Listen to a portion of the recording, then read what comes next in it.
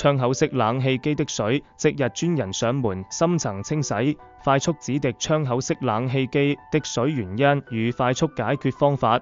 窗口式冷氣機的水不僅影響家居環境，還可能損壞牆體與家具。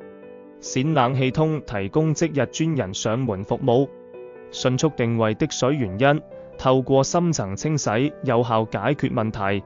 冼冷氣通亦提供其他專業冷氣服務，例如冷氣保養、檢查及安裝等。窗口機的水不容忽視的風險。冷氣機的水窗口機可能導致牆面潮濕、發霉甚至漏電風險，專業快速處理至關重要。使冷氣通專人即日服務，確保深層清潔與快速止滴，保障你的家居安全。冼冷氣通亦提供其他專業冷氣服務，例如冷氣保養、檢查及安裝等。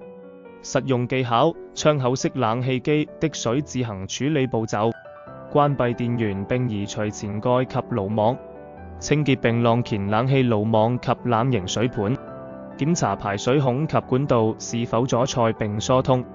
重新組裝後測試冷氣運轉狀態，如未能自行解決，冼冷氣通亦提供其他專業冷氣服務，例如冷氣保養、檢查及安裝等，專人即日到府服務。窗口式冷氣機的水常見問題 FAQ： 窗口式冷氣機的水主要原因是什麼？通常是爐網阻塞或排水管堵塞導致。窗口機的水自行處理安全嗎？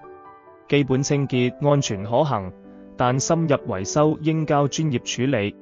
冷氣機的水窗口機維修費用如何計算？